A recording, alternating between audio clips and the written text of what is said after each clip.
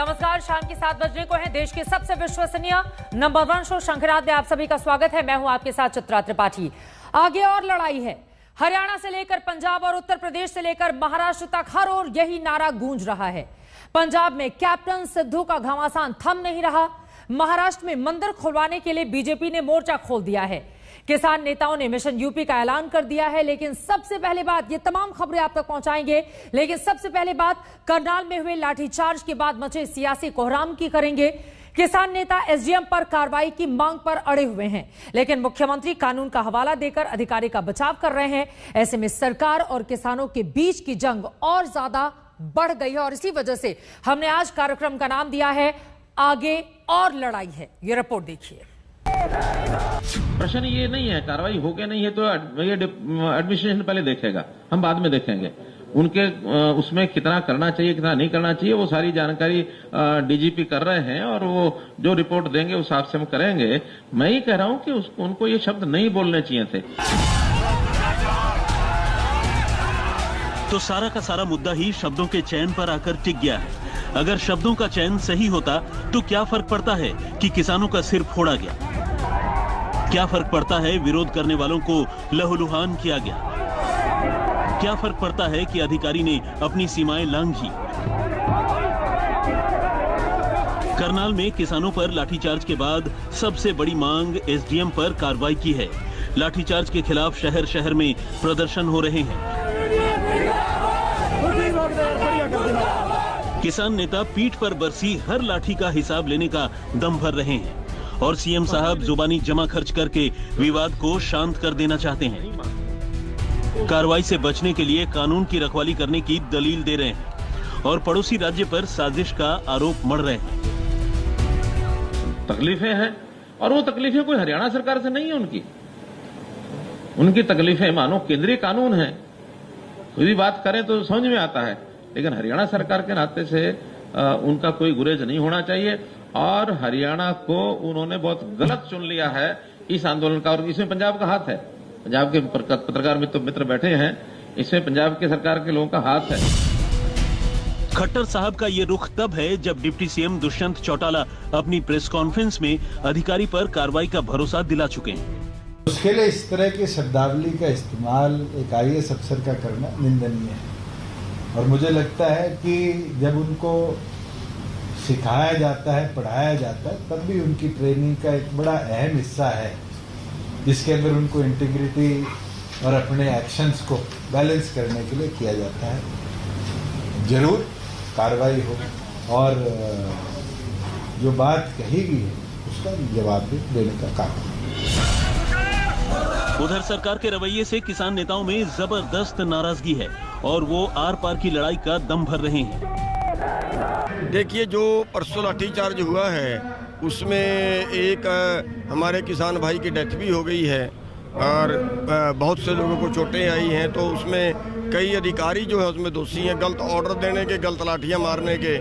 तो उसमें हम मांग कर रहे हैं कि उनके खिलाफ कार्रवाई हो। अधिकारी होने के बाद में ऑर्डर दे रहा है पुलिस वालों को कि सिर फुटे बगैर एक भी आदमी नहीं जाना चाहिए।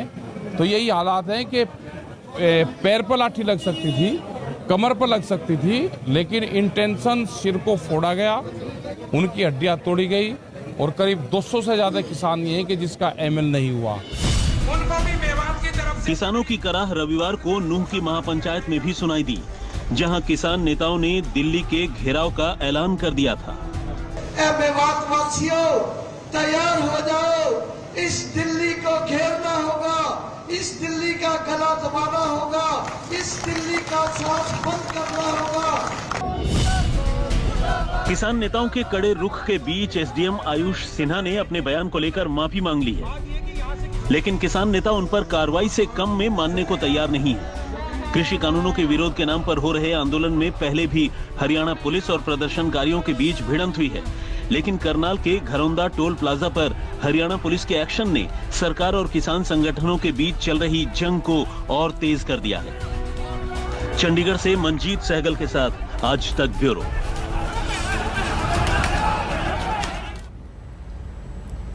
हरियाणा और पंजाब के बाद अब किसान नेता मिशन यूपी की तैयारी में जुट गए हैं। 5 सितंबर को मुजफ्फरनगर में किसानों की महापंचायत होनी है और इसे लेकर पश्चिमी यूपी की सियासत गर्मा गई है, क्योंकि किसान नेता कह रहे हैं कि यूपी में भी हरियाणा पंजाब वाला मॉडल लागू कराएंगे और इसके मॉडल के निशाने पर होंगे बीजेपी के नेता। क्या करनाल में किसानों पर हुए लाठीचार्ज ने आंदोलन को नया बल दे दिया है?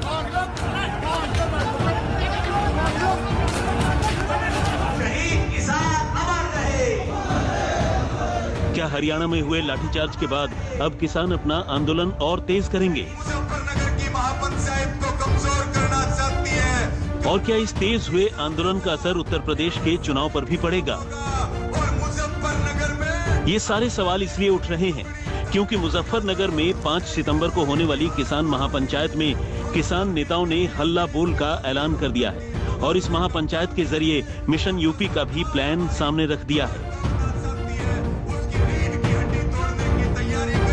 1922 में बीजेपी को क्या लोग सिखाएंगे, ये इस जो बेसिस बनेगा तभी तय होगा। हमारा मूल मकसद है अभी 5 सितंबर से यूपी मिशन का बिगुल बजाना, जिसमें पूरी यूपी की जनता, हमारा जो आंदोलन है वो संयुक्त किसान मोर्चे के लिए, उसके बैनर के नीचे आके रोज उठ के नारे लगाए बीजेपी के खिलाफ, रोज उठ के 3 कानून वापस लो, रोज उठ के एमएसपी दो, ये नारे लगाते हुए यूपी की जनता पूरे देश को अगवाई दे। हरियाणा के नूह में रविवार को हुई महापंचायत में यूपी के किसान आंदोलन की गति बढ़ाने पर बातचीत हुई।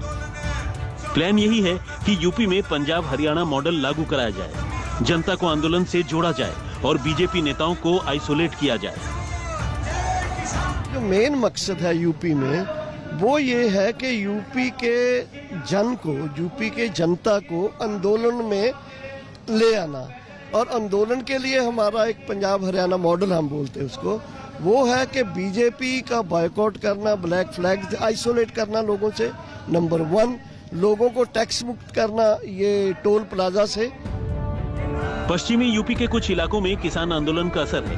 यही वजह है कि महापंचायत से पहले पश्चिमी यूपी की सियासी हलचल भी बढ़ गई है। राष्ट्रीय लोकदल के अध्यक्ष जयंत चौधरी के इस ट्वीट को देखिए, कैसे वो महापंचायत से हफ्ते भर पहले संयुक्त किसान मोर्चा के समर्थन का ऐलान कर रहे हैं। एक सप्ताह है, 5 सितंबर मुजफ्फरनगर में संयुक्त किसान मोर्चा की किसान पंचायत है। इस प्रयास को मेरा और राष्ट्रीय लोकदल का पूरा समर्थन है और सभी से आग्रह है कि वो पहुंचे और विरोधियों को अपनी ताकत का एहसास कराएं। किसान नेता भी यूपी के चुनाव में अपनी ताकत दिखाने की कोशिश में है और दावा है कि किसी भी सूरत में किसान आंदोलन से पीछे हटने को तैयार नहीं।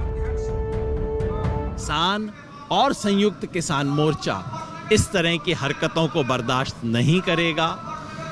पुलिस कुछ भी कर ले, हमारे कितने भी साथियों का सर फोड़ ले, किसान आंदोलन में डटे रहे हैं, डटे रहेंगे। यूपी में चुनावी सरगर्मी के बीच किसान आंदोलन का मुद्दा पहले भी गर्मा चुका है। कुछ समय पहले राकेश टिकैत ने तो दिल्ली की तर्ज पर लखनऊ के घेराव का ऐलान कर दिया था। इसको भी दिल्ली बनाएंगे, लखनऊ को भी। आज चारों तरफ तक घेर घार के बटेंगे, वो टाइम भी आओगे जब इसको भी घेरेंगे। देश की राजधानियों को दिल्ली बनाना पड़ेगा। जो स्टेट की राजधानियां हैं, धीरे धीरे ऐसे प्रोटेस्ट वहां पे भी करने पड़ेंगे। लेकिन तब खुद सीएम योगी ने चेतावनी भरे अंदाज में कहा था कि प्रदेश की कानून व्यवस्था बिगाड़ने वालों से कड़ाई से निपटा जाएगा। 5 सितंबर से किसानों के आंदोलन का नया केंद्र पश्चिमी यूपी बनने जा रहा है, जिस पर सियासत बढ़नी तय है। आज तक ब्यूरो। अब महापंचायत से मिशन यूपी का आगाज करेंगे उस तरफ किसान, तो उधर दूसरी तरफ पंजाब कांग्रेस की कलह दिनों दिन बढ़ती जा रही है। अगले ही साल प्रदेश में चुनाव होने हैं, लेकिन सिद्धू और कैप्टन एक दूसरे के खिलाफ मोर्चा खोले हुए हैं। पार्टी की इस कलह में अब सिद्धू के करीबी भी उतर आए हैं और उनके निशाने पर है प्रभारी हरीश रावत। रावत तक पहुंच गई है। सिद्धू गुट के विधायक परगट सिंह ने हरीश रावत के बयान पर ऐतराज जताया है। ਇਹ ਤਾਂ ਹੁਣ ਰਾਵਤ ਜੀ ਦੱਸ ਸਕਦੇ ਆ ਵੀ ਇਹ ਜਿਹੜੀਆਂ ਚੋਣਾਂ ਜਿਹੜੀਆਂ ਉਹ ਕੈਪਟਨ ਅਮਰਿੰਦਰ ਸਿੰਘ ਦੇ ਜੇ ਉਹਨਾਂ ਦੀ ਅਗਵਾਈ ਦੇ ਵਿੱਚ ਲੜਨੀਆਂ ਤੇ ਡਿਸੀਜਨ ਕਦੋਂ ਹੋਇਆ ਤੇ ਇਸ ਡਿਸੀਜਨ ਦਾ ਬੇਸਿਕਲੀ ਪੰਜਾਬ ਦੀ ਜੇ ਕੋਈ ਇਦਾਂ ਦਾ ਡਿਸੀਜਨ ਹੋਇਆ ਇਹ ਤਾਂ ਰਾਵਤ ਜੀ ਦੱਸ ਸਕਦੇ ਆ, ਪਰ ਮੈਨੂੰ ਐ ਲੱਗਦਾ ਵੀ ਪੰਜਾਬ ਦੀ ਰਾਜਨੀਤੀ ਤੇ ਇਸ ਗੱਲ ਦਾ ਬਹੁਤ ਅਸਰ ਹੁੰਦਾ ਹੈਗਾ। हरीश रावत पर यह हमला 25 अगस्त के उस बयान को लेकर हुआ है जिसमें उन्होंने कैप्टन अमरिंदर की अगुवाई में चुनाव लड़ने की बात कही थी। क्या 2022 का चुनाव होगा कैप्टन की अगुवाई में ही होगा या क्लियर कर दीजिए। देखिए, मैंने कहा ना कि ये बात रोज रोज नहीं दोहराई जाती। ये कोई गायत्री मंत्र नहीं है जिसका पाठ सुबह आवश्यक है कि मैं रोज रोज कहूँ कि किसके नेतृत्व में लड़ा जाएगा, क्या न लड़ा जाएगा। अब सिद्धू के समर्थक ये सवाल कर रहे हैं कि कैप्टन के नेतृत्व का फैसला हुआ तो कब। हाल ही में हरीश रावत ने कैप्टन अमरिंदर और नवजोत सिद्धू से मुलाकात कर आगे का रास्ता निकालने की उम्मीद जताई थी। अभी 2-3 दिन के अंदर पंजाब जाऊंगा और सभी लोगों से मिलेंगे। हाँ, मैं जो भी मुझसे मिलना चाहेंगे, और मैं मगर दोनों से, कैप्टन साहब से भी और पीसीसी प्रेसिडेंट से भी जरूर मिलूंगा। लेकिन उनके पंजाब दौरे से पहले ही नया प्रहार हो गया। दरअसल पंजाब कांग्रेस में विवाद का नया चैप्टर कैप्टन अमरिंदर की डिनर पार्टी के बाद शुरू हुआ है। सीएम की इस पार्टी में सिद्धू के 10 समर्थक विधायक भी पाला बदल कर पहुँच गए थे, जिसके बाद सिद्धू का गुस्सा 7वें आसमान पर है। मैं हाईकमान ਨੂੰ ਇੱਕੋ ਗੱਲ ਕਹਿ ਕੇ ਆਇਆ ਕਿ ਜੇ ਮੈਂ ਇਸ ਪੰਜਾਬ ਮਾਡਲ ਦੇ ਉੱਤੇ ਇਹਨਾਂ ਲੋਕਾਂ ਦੀਆਂ ਆਸਾਂ ਦੇ ਉੱਤੇ ਖਰਾ ਉਤਰੂ, ਮੈਂ ਅਗਲੇ ਸਾਲ 20 ਸਾਲ ਰਾਜਨੀਤੀ ਦੇ ਵਿੱਚ ਕਾਂਗਰਸ ਨੂੰ ਜਾਣ ਨਹੀਂ ਦਊਂ। ਲੇਕਿਨ ਜੇ ਤੁਸੀਂ ਮੈਨੂੰ ਨਿਰਣੇ ਨਹੀਂ ਲੈਣ ਦਓਗੇ ਤੇ ਫਿਰ ਮੈਂ ਇੱਕ ਨਾ ਇੱਕ ਵੀ सिद्धू के इस बयान पर सियासत के बीच ही हरीश रावत दिल्ली में सोनिया और राहुल गांधी से मिले और उन्हें पंजाब कांग्रेस का जमीनी हाल बताया था। माना जा रहा है कि पंजाब अध्यक्ष की कमान मिलने के बाद सिद्धू विधानसभा चुनाव तक शांत बैठेंगे, लेकिन पद मिलने के बाद कैप्टन और सिद्धू की तकरार और तीखी हो गई है और अब सिद्धू के समर्थक भी खुलकर कैप्टन के खिलाफ मैदान में उतर आए हैं। पंजाब से सत्येंद्र सिंह चौहान के साथ आज तक ब्यूरो।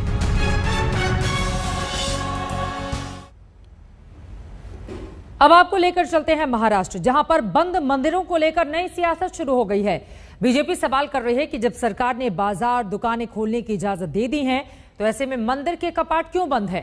आज बीजेपी नेताओं ने प्रदेश भर में मंदिरों के बाहर प्रदर्शन किया और जल्द श्रद्धालुओं के लिए मंदिर न खोलने पर बड़े आंदोलन की चेतावनी दी है।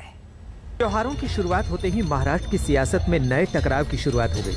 मुद्दा आस्था का है, सवाल मंदिर बंद होने का है और बीजेपी इसे लेकर शहर शहर में प्रदर्शन कर रही है।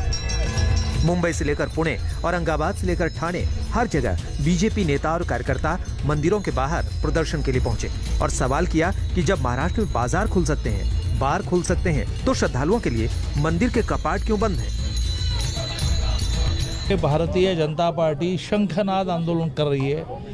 इस गवर्नमेंट को सुनाई नहीं देता, दिखाई नहीं देता, पूरे राज्यों को खड्डे में डालने वाले हैं, लोगों की भावनाओं का अनादर करने वाले हैं। इसलिए शंखनाद का आंदोलन चला और जिस मंदिर के सामने आंदोलन करेंगे उस मंदिर को खोलकर मंदिर में जाकर प्रार्थना करना चाहिए। यह सविनय कायदे भंग है। सविनय, बहुत नम्रता से कायदे का भंग कर रहे हैं। मुंबई में बीजेपी नेता सुधीर मुनगंटीवार बाबलूनाथ मंदिर पहुंचे, कार्यकर्ताओं के साथ मंदिर में दाखिल होने की कोशिश की और इस दौरान यहां जमकर हंगामा हुआ। मुंबई में भारतीय जनता पार्टी ने कई जगहों पर आंदोलन रखा है। ये आंदोलन खासकर मंदिर के बाहर रखा गया था। बाबुलनाथ मंदिर के कुछ दूर पर सुधीर मुनगंटीवार बीजेपी नेता यहां पर मौजूद है और वो बाबुलनाथ मंदिर की तरफ इस वक्त जा रहे हैं। बीजेपी का कहना है कि जो धर्म स्थल है महाराष्ट्र में वो खोले नहीं जा रहे हैं। वैक्सीनेशन की कंडीशन लगाई जा सकती है, आरटीपीसीआर कंडीशन लगाई जा सकती है, लेकिन कोई भी कंडीशन ना लगाते हुए जो मंदिर है और जो त्योहार है उन पर बंधन लगाया जा रहा है। पुलिस ने हिरासत में लिया तो महाराष्ट्र सरकार की तुलना दानवों से कर दी। मुझे विश्वास है कि आज उन्होंने सबसे बड़े पाप का कदम उठाया है। मंदिर के सामने आंदोलन करते हुए प्रार्थना करने के लिए जो लोग आए, ये रामायण में हुआ था, दानव करते थे, वही दानव वृत्ति से ये काम हुआ है और ये भुगतना ही पड़ेगा। अगर इस विश्व में भगवान है तो भगवान इनको ऐसी ही सबक भगवान के माध्यम से सिखाएंगे। दरअसल केरल के बाद देश में कोरोना संक्रमण के सबसे ज्यादा केस महाराष्ट्र से ही आ रहे हैं। यही वजह है कि कोरोना के खतरे की दलील देते हुए महाराष्ट्र सरकार मंदिरों को खोलने के पक्ष में नहीं है। बीजेपी नेता पहले भी मंदिरों में श्रद्धालुओं की प्रवेश की मांग कर चुके हैं, लेकिन जब सरकार फिर भी नहीं मानी तो अब सड़कों पर उतरकर आंदोलन की शुरुआत कर दी है। मुंबई से मुस्तफा शेख के साथ आज तक ब्यूरो।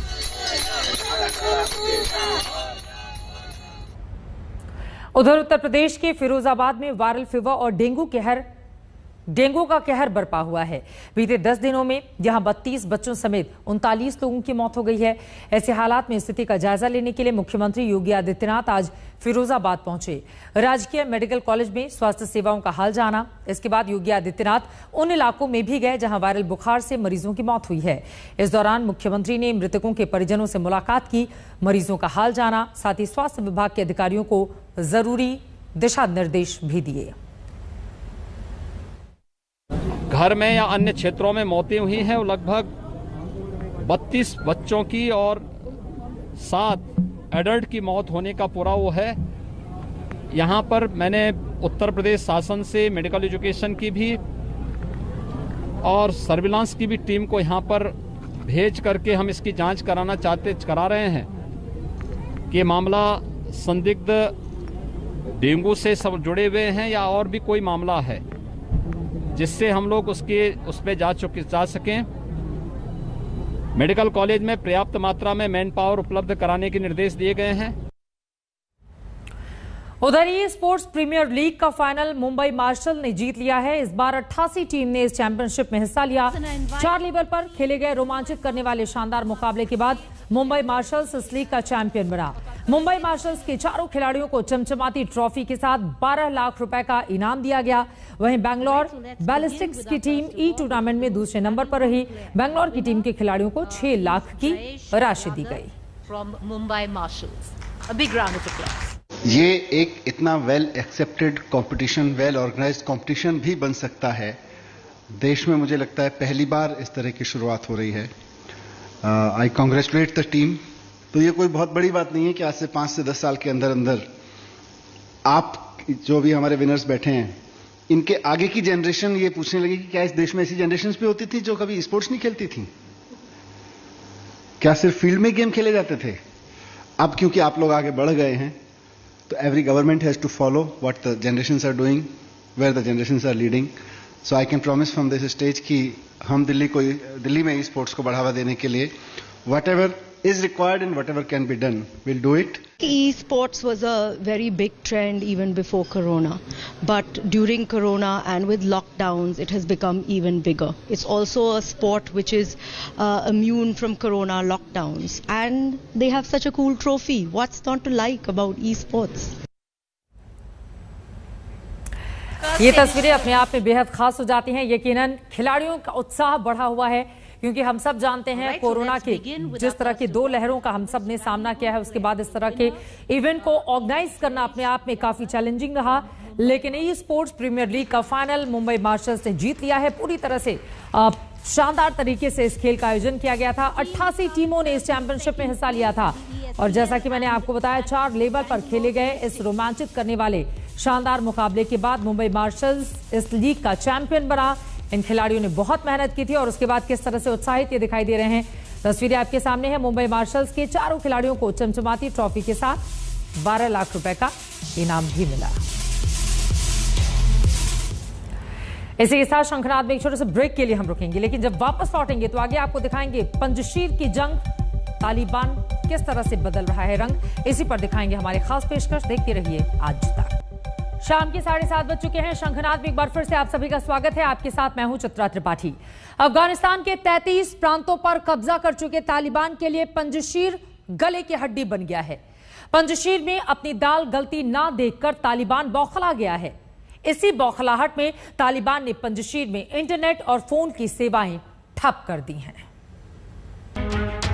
छटपटा रहा है तालिबान।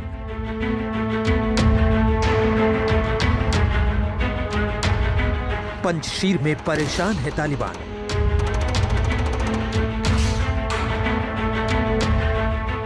पंजशीर में तालिबान का नया पैतरा। पंजशीर के शेरों से डर गया तालिबान। अफगानिस्तान पर कब्जा कर चुके तालिबान को पंजशीर के शेर नाकों चने चबा रहे हैं। तालिबान पूरे अफगानिस्तान में हुकूमत करना चाहता है। लेकिन पंजशीर में अभी भी वतन के लिए कुर्बानी के जज्बे वाले अफगानियों की हुकूमत चल रही है। पंजशीर पर तालिबान की हालत खिसियानी बिल्ली खंभा नोचे वाली हो रही है। इसी खिसियाहट में तालिबान ने पंजशीर में इंटरनेट सुविधा बंद कर दी है। यही नहीं, तालिबान ने कॉल और मैसेज की सेवा भी बंद कर दी है।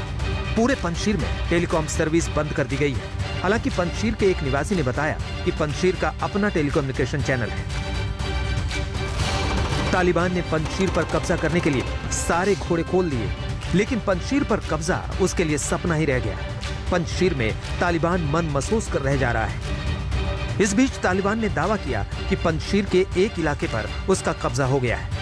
अहमद मसूद के करीबी फहीम दस्ती ने आज तक से कहा कि तालिबानियों ने एक इलाके में कब्जे की कोशिश की थी, जहां पंजशीर के लड़ाकों ने उन्हें दबोच लिया और उनके पास से मिले हथियारों को जब्त कर लिया। This is Afghanistan Panjshir province, a province that the Taliban have not yet been able to seize, and the popular resistance force led by Ahmad Masood are monitoring any Taliban movement.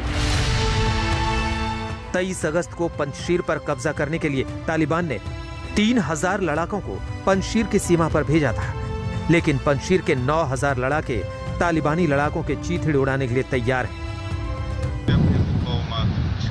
ज्यादातर जो popular restaurant front में शामिल हुए हैं वो युवा हैं, सैनिक हैं और ऐसे जिहादी कमांडर्स हैं जिन्होंने गुलामी स्वीकार नहीं की। हम चाहते हैं कि ऐसी व्यवस्था कायम की जाए जिसमें सबों के हितों का ध्यान रखा जाए।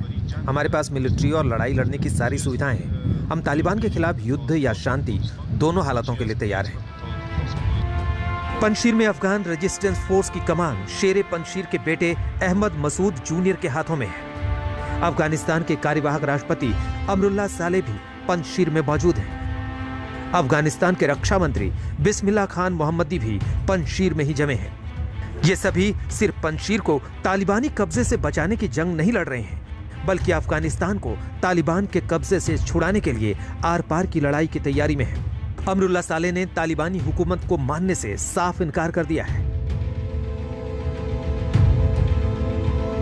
पंजशीर पर अपनी थू-थू करवा चुका तालिबान इस तरह की खबरें फैला रहा है कि पंजशीर के साथ उसकी डील हो गई है। अहमद मसूद की अगुवाई में नॉर्दर्न अलायंस और तालिबान के बीच परवान में बातचीत शुरू हो गई है। तालिबान के इस हथकंडे पर प्रतिक्रिया देते हुए अफगानिस्तान के कार्यवाहक राष्ट्रपति अमरुल्लाह सालेह ने एक इंटरव्यू में कहा, हमारा मानना है कि सरकार में लोगों की सीधी भागीदारी होनी चाहिए। हम चाहते हैं कि महिलाओं को शिक्षा का अधिकार मिले, लोगों को स्वास्थ्य सुविधाएं मिले, बदले के लिए आम लोगों पर हिंसा ना हो। हम तालिबान से बात कर रहे हैं, लेकिन ये बातचीत पंजशीर के लिए नहीं, अफगानिस्तान के भविष्य के लिए हो रही है। तालिबान से बातचीत की अगुवाई फहीम दस्ती कर रहे हैं। फहीम दस्ती ने आज तक से बातचीत में साफ कर दिया कि तालिबान और पंजशीर के बीच बातचीत में कोई प्रगति नहीं हुई।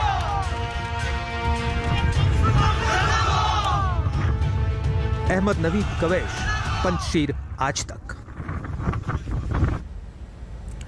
अब सवाल यह है, आखिर क्यों तालिबान पंजशीर के विद्रोहियों के आगे पस्त हो गया है?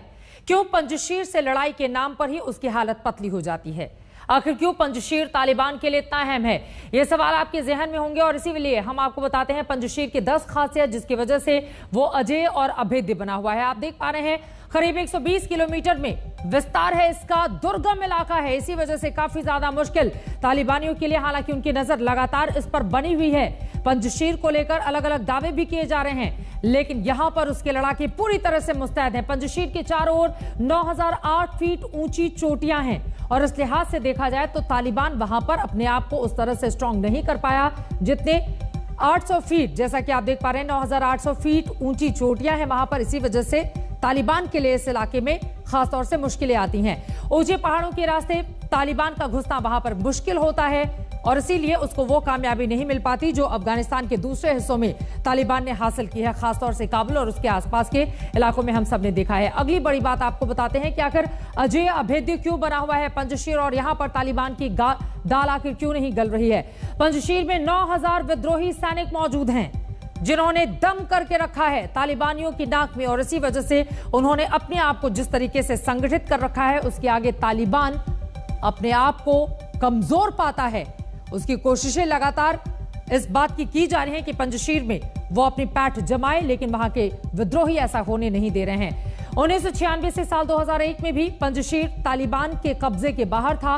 1996 से 2001 में सत्ता थी तालिबान की अफगानिस्तान में, लेकिन पंजशीर ये वो इलाका है जो उस समय भी तालिबान के कब्जे से बाहर था, यानी कि उस समय भी यहां के लड़ाके काफी मजबूत थे और तालिबान वहां पर टिक नहीं पाया था।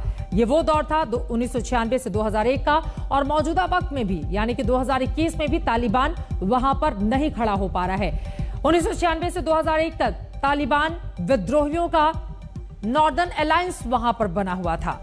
यकीनन जिस तरह का इलाका, जिस तरह की तस्वीरें सामने आ रही हैं और उन सब ने कमर करके कस के रखी हुई है कि वहां पर फिलहाल तालिबान को अपने पैर मजबूत नहीं करने देंगे।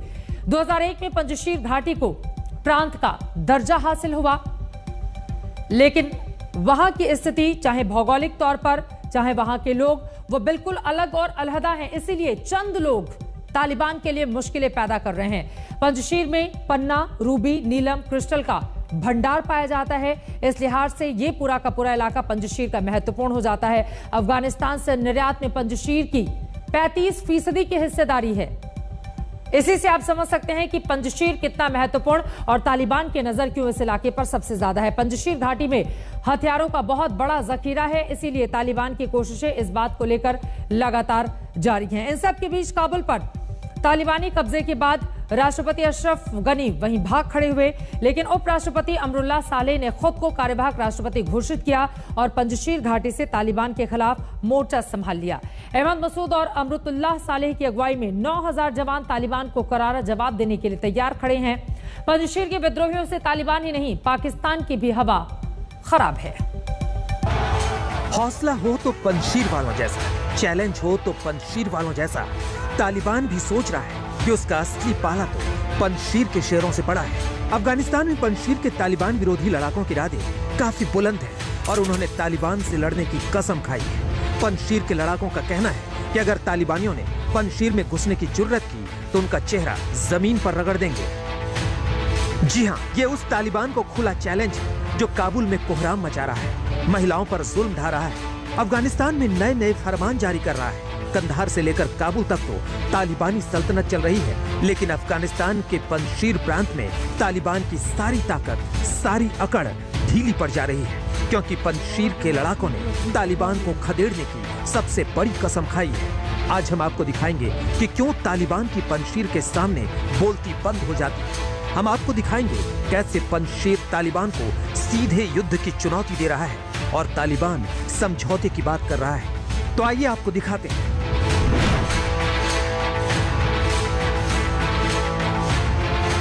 ये सभी लड़ाके नेशनल रेजिस्टेंस फ्रंट के हैं, जो काबुल पर कब्जे के बाद तालिबान का विरोध करने वाला सबसे मजबूत मोर्चा है। खबरों के मुताबिक अफगानिस्तान की सेना के सरेंडर के बाद कई अफगानी सैनिक इस संगठन में शामिल हो गए हैं।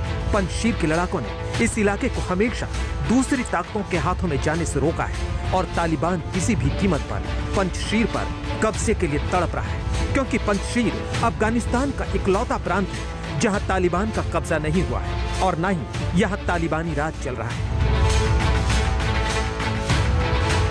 काबुल से 90 मील उत्तर पूर्व हिंदू कुश पर्वत पर स्थित इस इलाके की खासियत यह है कि यह पहाड़ियों के बीचों बीच में है। यही वजह है कि जब कोई दुश्मन इलाके में घुसने की कोशिश करता है तो पहाड़ों के ऊपर रखे मशीन गन उन्हें आसानी से निशाना बना लेते हैं। पंजशीर घाटी इस वक्त अफगानिस्तान में प्रतिरोध का केंद्र बनी हुई है। पंजशीर घाटी को तालिबानी आतंकियों से बचाने के लिए अहमद मसूद के नेतृत्व में 9000 विद्रोहियों ने मोर्चा संभाला हुआ है।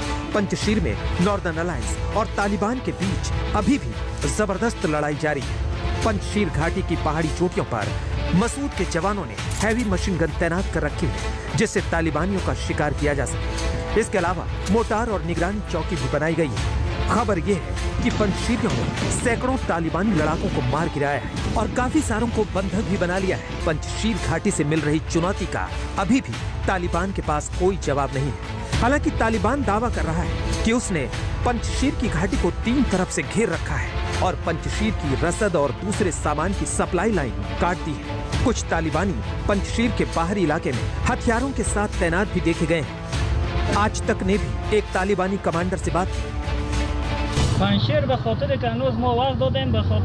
जब भी हमें लड़ने और पंचशील पर कब्जा करने का आदेश दिया जाएगा, हम एक दिन के भीतर ही पंचशील में घुस जाएंगे। लेकिन मुल्ला हैबतुल्लाह ने अभी तक ये आदेश नहीं दिया है। हम चरमपंथी नहीं है, हम वही करते हैं जो इस्लाम हमें करने को कहता है। लेकिन पंचशील की रखवाली सिर्फ उसके लड़ाके ही नहीं करते हैं, बल्कि उसकी हिफाजत में आसमान चूमते 5-5 पर्वत तैनात हैं। अगर तालिबानी की रत्ती भर भी पंचशील पर कब्जा करने की औकात होती तो वो कब का कब्जा कर चुका होता। लेकिन कुदरत के भूगोल ने पंचशील को ऐसा रक्षा कवच दिया है जिसके सामने तालिबान को हार माननी पड़ रही है। पंचशील के अंदर तालिबान को ललकारने वाले अहमद शाह मसूद के बेटे अहमद मसूद का समर्थन बढ़ता ही जा रहा है। तालिबान के खिलाफ लड़ने वाले पूर्व कमांडर उनके दस्ते में शामिल हो रहे हैं। अहमद मसूद ने खुद इस बात की पुष्टि की है। हमारे लड़ाकों को अफगान सेना और विशेष बलों के सदस्यों का सैन्य समर्थन हासिल है। वॉशिंगटन पोस्ट के लिए लिखे एक हालिया आलेख में उन्होंने लिखा, हमारे पास गोला बारूद और हथियारों के भंडार हैं, जिसे हमने अपने पिता के जमाने से धैर्यपूर्वक एकत्र किया है। हम जानते थे कि ऐसा वक्त कभी भी आ सकता है। हम आपको बता दें कि पंचशील में तालिबान और नॉर्दर्न अलायंस के लड़ाकों के बीच जंग से तालिबान के साथ पाकिस्तान भी घबराया हुआ है।